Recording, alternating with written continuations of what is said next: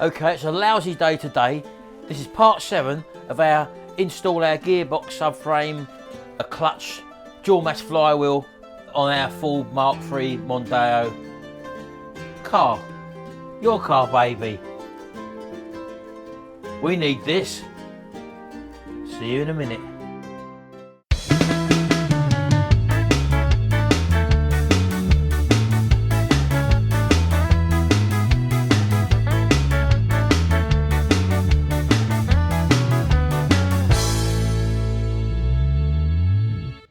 Right, okay then, well, I've started assembling a few more bits since the last video. Hold on.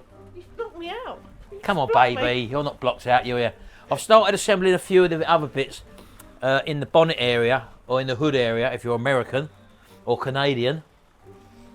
In other words, I fitted the starter motor, I fitted a few of the hoses and sensors and stuff, but I thought to myself, before I go any further, because I'm nearly at the stage now where there's only a few more hoses to connect in the bonnet area and put the fan cowling back in and stuff like that. And before I actually do that, I dragged my wife out into the cold. I thought I'd drag my wife out into the cold, and it's raining outside. Lucky we're under the carport here. But I thought to myself, before we go any further, I'm going to bleed the clutch system, because as you know, the slave cylinder, which is fitted inside the bell housing, and it is a replacement one, it's not a genuine part, so it's not got the normal sort of unscrew bleed nipple on it. It's one of those little plastic clip ones, and I've never bled one of them before, so I've just had a little look at it now, and I've had a little look online, because the manual that comes with the actual clutch and the slave cylinder, the concentric slave cylinder, doesn't actually tell you how to operate the bleed nipple. Well, I've done a bit of investigation, and I've just given it a little quick half a turn, and you actually turn it. I'll show you that in a second. And it says that you should manually bleed these ones without any sort of pumping automatic bleed system. So that's what I'm going to do now. Again, I've never done one of these slave cylinders before. Mine's normally the one with a little nut on which you undo half a turn, push your pedal down, lock it back up, and then up, and that sort of thing. So I've made one of these. This is just a plastic juice bottle. I've drilled a hole in the top there, as you can probably see there, and all I've done is install some rubber tube, and on the inside I've just put some insulating tape wrapped round so that the lid doesn't pull out of the lid, so you're free in case you drop this accidentally. It doesn't sort of flop all over the place. And I've also drilled another little hole in the lid there for the air to escape. Obviously, as we're putting new fluid in, air's got to come out. So that's that anyway. So this will go on the bleed nipple. I've got my glamorous assistant here, will be sitting inside the car, and the only thing I want you to do, don't touch the steering wheel. Aww. Don't touch any of the other pedals, baby. When I say push down, you push down on the clutch pedal, and the clutch pedal only to the floor. Okay? What, and then I hold it down? Hold it down until you hear my instructions and say slowly lift up, and then lift your foot up. Okay.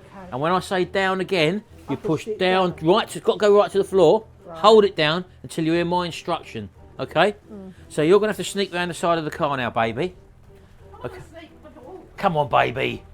Let's get her going. No, you ain't got to get through the back, Sharon. Go through the driver's door. I struggled with this. Call me an idiot. Right. You get through. I can get through there, baby, so I'm sure you can. I've got knockers. She's got knockers. Hold on, wait there. Stay where you are, Sharon. Don't do anything. No, you can't go this way, baby. You are. Well, all right, come through this way like I have. Walk around the car, baby. In actual fact, no, you're right. I couldn't get through that gap, to be honest with you. So come around the other way. She's got her pyjamas on. Look underneath that coat. Look. They're warm. Come on, baby. Right, just slide through there. You get through that one. Okay. Don't forget, don't touch the steering wheel. It's in the lock position anyway. There you go. Simple, innit? A little bit of common sense, baby. That's all it took. You'll get in it. I got in it, so you'll get in it. Is it? Yeah, that was to open the door from the other side. What, you in? Okay. This is that bleed cylinder I was telling you about. Now let me try and hold the camera so I can get my hand in there. As you can probably see here, look, it's got a little rubber cap on it, which pulls off. That's where the hose connects onto. And as you can see, there's no sort of nut you do here. With this one, look, if I can just get this a bit nearer, like that. This, you sort of hold the plastic and you sort of half turn it, like that. And I'm hoping that's going to be in the open position, which is when she'll push her foot down. And then I'll close it again like that, and it clicks into place. And then it'll be in the up position. So then she'll lift the pedal off. So that's what I'm going to do now. I'm going to connect up the hose to that. And you've also got to make sure that your cylinder is full all times.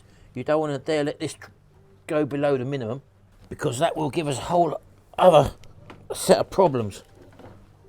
Cool, that was tight. So always make sure that this is fully topped up.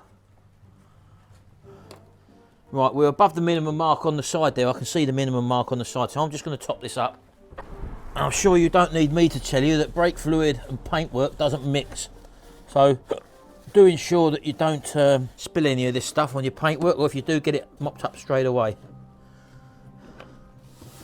So I'm just going to top this right up. Right, okay then, so we've got that topped up at the moment, past the maximum line. Right, so I'm just going to push that pipe onto there like that. Be careful, because it's only a little plastic nipple on there. Right, it's on now, okay. Right, push the clutch, Sharon, down to the floor. Hold it down. And then back up. Back down.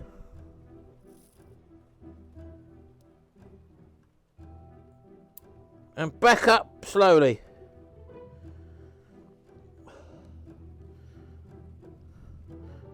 Back down to the floor slowly.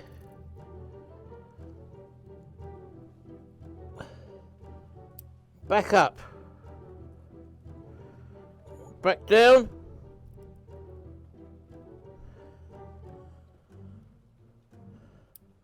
Back up.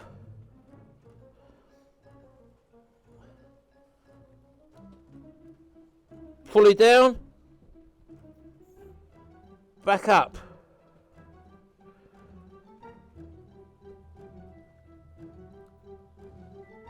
Fully down.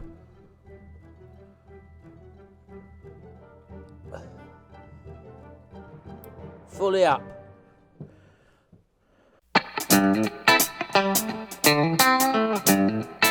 Fully down. Say. Oh, you got to do it in order, love. You said you didn't have it up. Is it up or down?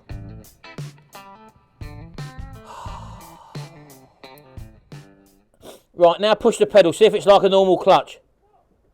Eh? Keep pushing it. Right, what Sharon omitted to tell me... She's looking at me through the bonnet there. What she omitted to tell me was that when I told her to put her foot down on the pedal, which means that I open the bleed valve, and then tell her to push the foot down, when I closed the bleed valve and I said, bring your foot up, what she wasn't telling me was that the pedal was staying down and she was hooking her foot underneath it and pulling it up. So after me thinking I'd bled it, I said to her, right, push the pedal down now. She pushed the pedal down and she said it weren't coming back up again. So basically there was nothing there. So again, because there's no instructions, and I looked online, I just found a little thing online with regards to LUK slave cylinders in general. And again, it didn't explain it very clearly, but what it did say was that what I was doing, I was opening the bleed valve and then telling her to push it down. What it says you're supposed to do is to push the pedal down first and then you open the bleed valve and you watch the air go out of the fluid out of the tube, and then you turn that thing back to the closed position. It's a lot tighter when you do it that way, that little half a turn thing on the bleed nipple. So I had to actually turn it with a pair of pliers, because theoretically what you're doing, you're actually pressurising the system and then opening the bleed valve. So that's what we had to do, and we've done that now for a good few pumps, and we've now checked the pedal and the pedal is now operating properly. So just a little note there for those of you who have installing these LUK concentric slave cylinders like this one, for example. So as you can see, this is a half turn affair which you can do easily. I'm not going to do it now because I've already bled it now. So you tell your person inside the car to push down on the pedal, and once they've done that, then you open it half a turn, and once the air forces out, you then shut it and then tell them to lift the pedal up. Now it may come up manually, or you may have to put their foot underneath the pedal and lift it up at the same time. I'm not too sure to say, but that's what we've done. First of all, we was doing it the wrong way, which was the normal way. In other words, open it, tell it to push the pedal down, and as you saw it all push out there, the air and the old fluid, which we thought was fine, and then close it and then tell it to lift their pedal. Slightly wrong procedure. We had to push it down first, the pedal, and then open this and watch it come through. And then after it's come through and it stops, then close it, and then tell them to lift their foot off the pedal. So that's what we've actually done now. We've now got full clutch pedal, baby, haven't we? Oh, we have. Because someone wasn't telling me what they was doing properly, was they? Oh, no, and somebody was shouting at someone. I've Who cut- can that be? I've cut that out. Yeah, don't cut it out, leave it in. So my little baby It's never helping him again. is never helped me again. Perhaps I should have explained to her that whatever your feedback, whatever happens different to what I'm telling you to do, let me know. But I was doing what you was telling me to do. Yeah, but what did you do that I I had didn't to tell put you my to feet do? behind the pedal to lift it And up. I didn't tell you that, did I? I didn't say that thing that was happening. Well, you just said put up, so that was Up. a way for me to get it up. You done it manually, baby. Yeah. Well, you didn't tell me you was doing that, did You you? didn't ask me if I was doing it manually. Yeah, but you didn't tell me, did you, baby? Yeah? Shut up. So that's what I'm saying. You can't take for granted that everybody knows exactly what you're talking about. When down means down, and when up means up, no matter what, if it doesn't come up, they won't tell you. They'll create their own way of getting that pedal up. So Initiative. initiative, which causes not to have a clutch, baby. Of course, shout at me. That's what it calls. I've cut that out. Right. Well, I'm going to cry. right. We now know that the clutch works okay. No, you're not going to cry, baby. You're not going to cry. I'm fixing your car for you. With all these people, these wonderful people here who are giving me a... Could one of you come and give him a... Yeah, they've offered, a few people have offered, actually. Oh, let me know where they live and I'll go and collect them. Well, they know the difference between down and up, baby, don't they? So do You I. don't hook your toes So do I. underneath. In there, make me a cup of tea now, please, baby. Please, Polly. I did shout. I thought I'd had it sussed. I'd show you what I thought was the right way. No instruction. Blinking dog's howling in there, look. Blinking pedal. Up and down, going a treat, lovely. Then she said, I've had to pull the pedal up with my toes. I said, when have you been doing that then? From the start.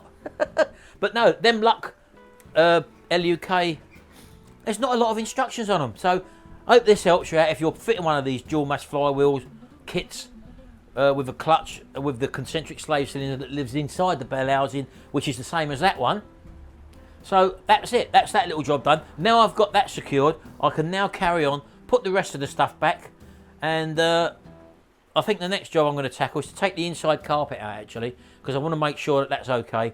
All this stuff here to go back in, as you can see down there, I've put the new starter motor back in. Again, it's only 2 bolts.